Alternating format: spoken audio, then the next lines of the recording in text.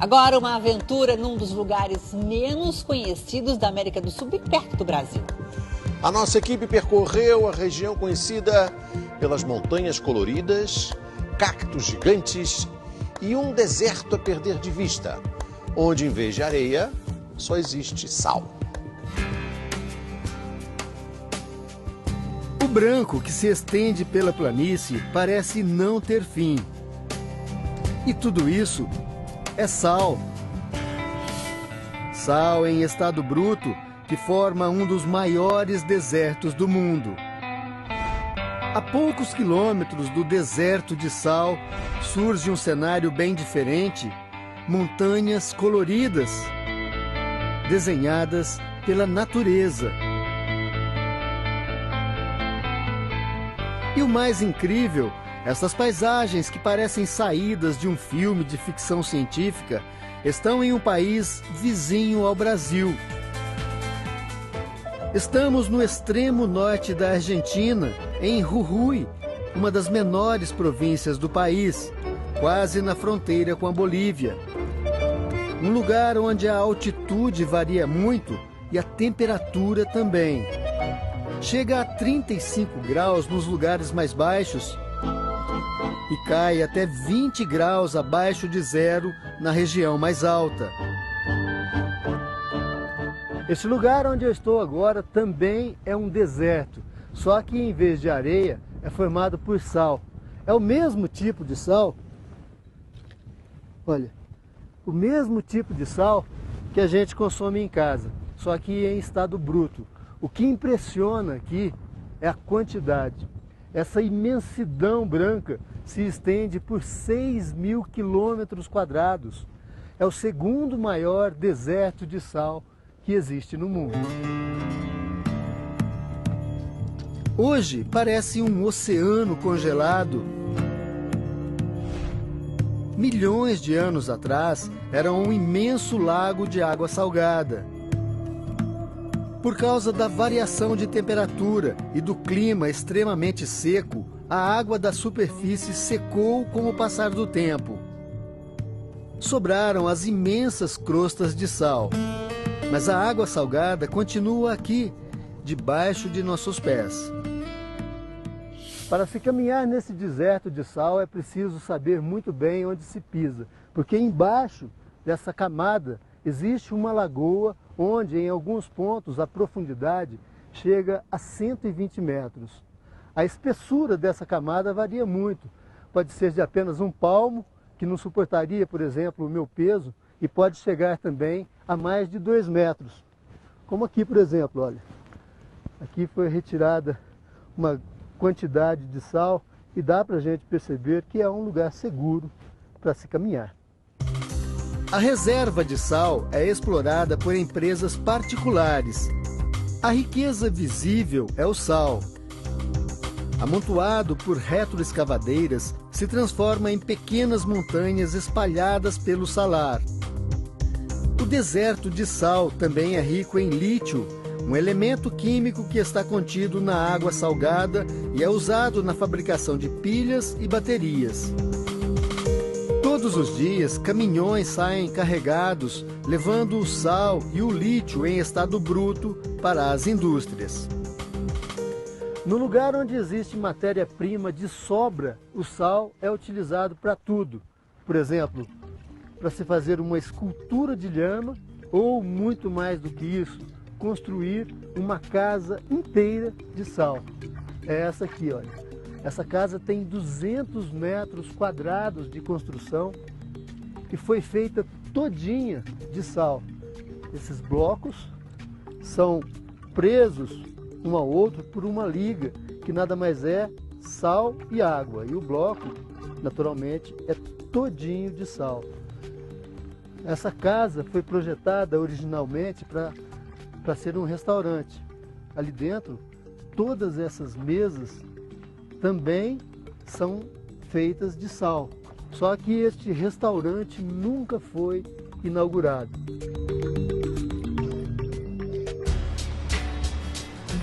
A poucos quilômetros da imensa planície de sal, a paisagem muda radicalmente. Estamos agora em Purmamarca, uma parte da Cordilheira dos Andes, onde ficam as mais altas montanhas da América do Sul. A paisagem mais frequente aqui no norte da Argentina são as cadeias de montanhas. E aqui na região de Purmamarca, elas têm uma característica muito especial, são coloridas. Olha, aquela maior ali atrás é verde, um pouco mais abaixo, vermelha. E em alguns pontos, várias cores se misturam, como nesse monte. É como se fosse uma aquarela, uma tela cuidadosamente desenhada pela natureza. Assim como o deserto de sal, essas montanhas coloridas também foram formadas ao longo de milhões de anos. Cada cor corresponde a uma camada de sedimentos e minérios depositados em diferentes épocas. O movimento natural da crosta terrestre, provocado por terremotos, vento e chuva, separou as camadas. O minério de ferro, por exemplo, deixa a montanha verde escura. As cores mais claras são formadas por rochas de origem marinha. Milhões de anos atrás, a água do mar cobria essa região. O vermelho, roxo e rosa são camadas de areia e argila formadas num período mais recente. O resultado é uma paisagem que atrai olhares e viajantes do mundo inteiro. Shane Glenn é um fotógrafo australiano que viaja pelo mundo capturando as mais diferentes paisagens. Em Jujuy, as montanhas coloridas ganharam outros tons através da lente dele.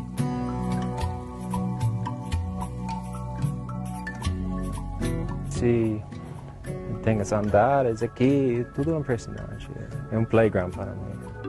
As montanhas coloridas de Jujuy foram declaradas Patrimônio da Humanidade, símbolos de uma região onde a paisagem se renova a cada dia. Até hoje, a geografia deste lugar ainda passa por transformações. Dependendo da época do ano, esta paisagem muda completamente. Agora, por exemplo, eu estou bem no meio do leito de um dos maiores rios da região. Mas a água só corre por aqui durante 3 meses, de dezembro a fevereiro, época da estação das chuvas. O resto do ano, o rio fica assim. Ao lado do leito seco, pés de maçãs carregados e uma colheita farta de milho. Assim como as montanhas, as espigas também são coloridas. Cada variedade tem uma cor diferente. Raul Chuquevilca é agricultor.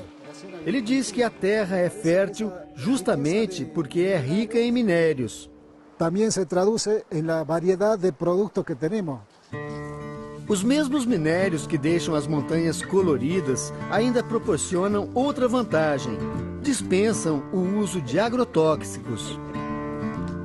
Nesta outra propriedade, a plantação é de uvas. O vinhedo fica aos pés de uma montanha com várias cores, a 2.600 metros de altitude. Depois de pronto, o vinho descansa 1 ano nos tonéis de madeira. Um vinho produzido nas alturas, 100% orgânico.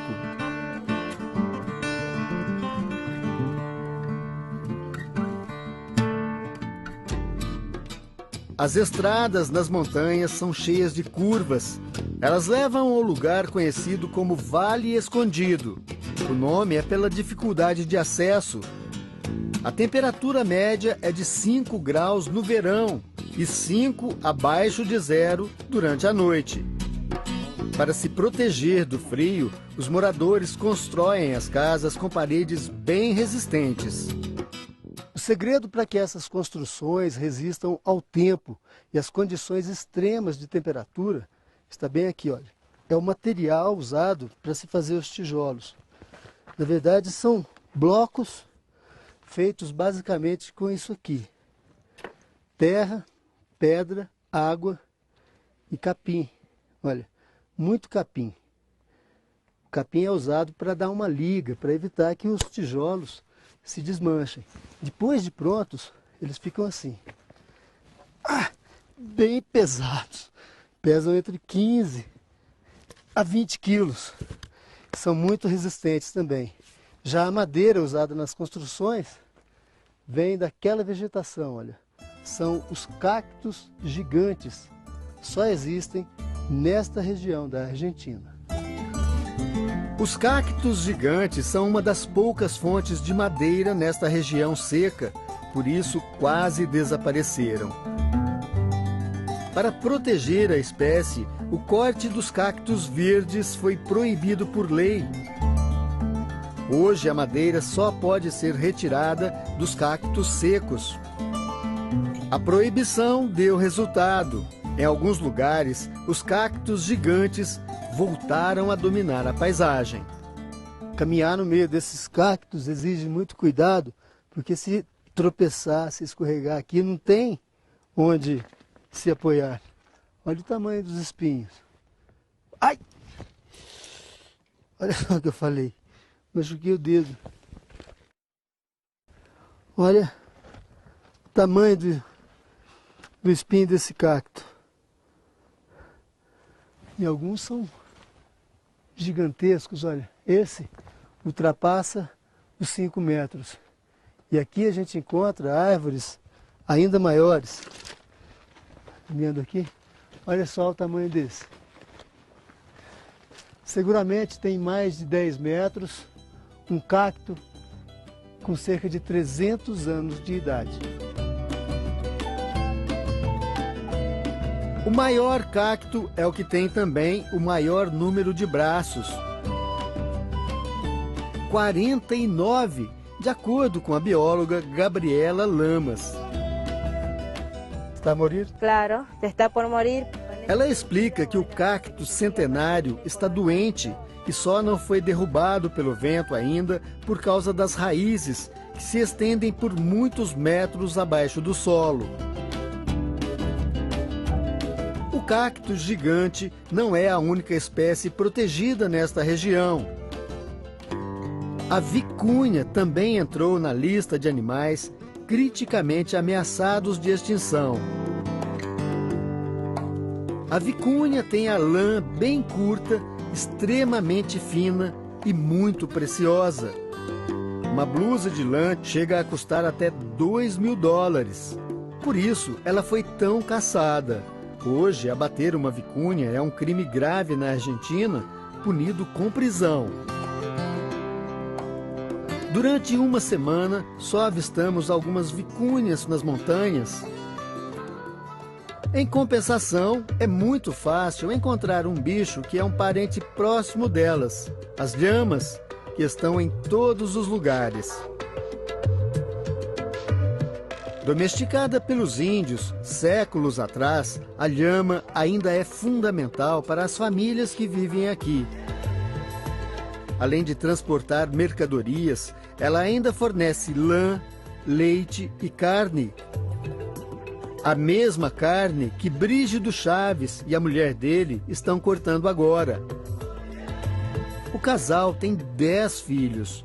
Como eles não têm geladeira, é preciso salgar a carne. Assim, ela vai resistir ao tempo e alimentar a família durante 3 meses.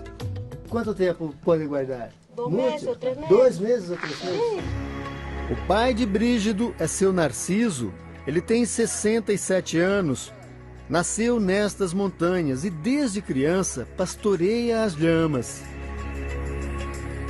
Seu Narciso diz que as lhamas selvagens são ariscas e podem até atacar. Mas elas se tornam tranquilas depois que se acostumam com a presença do homem. Essa lhama está bem perto de mim agora, tranquila assim, porque é domesticada. Ela foi criada desde pequena pelo Santos Manfredi, foi treinada por ele e por isso que ela está assim tão tranquila. Normalmente, um animal desse selvagem, a gente não chega assim tão perto, né, Santos? No. Ellos tienen una forma de tomar distancia La forma más fácil de tomar distancia es escupir. Cuspir. 5 metros en tu cara, perfectamente, para Assim, tener distancia. eu não corro esse risco agora. No, son Tranquilo. buenos, São buenos. tan amigos nuestros. Já está olhando bem para mim, mas tranquilo. No, es muy tranquilo. Santos Manfredi tem uma criação de lhamas que usa para expedições turísticas na região. Parentes dos camelos, as lhamas não admitem montaria, mas suportam longas caminhadas pelas montanhas. Manfredi cria as lhamas desde que elas nascem. São 50, algumas muito parecidas, mas ele conhece cada uma pelo nome. Você sabe de todas? Sí, claro. Essa, por exemplo? Maquitu. Maquito. Maquitu. Su nombre completo es Yuraj Maquitu, Ah, sim. que significa Tem en quechua... nome e apelido. Nombre y apellido. Nome e sobrenome.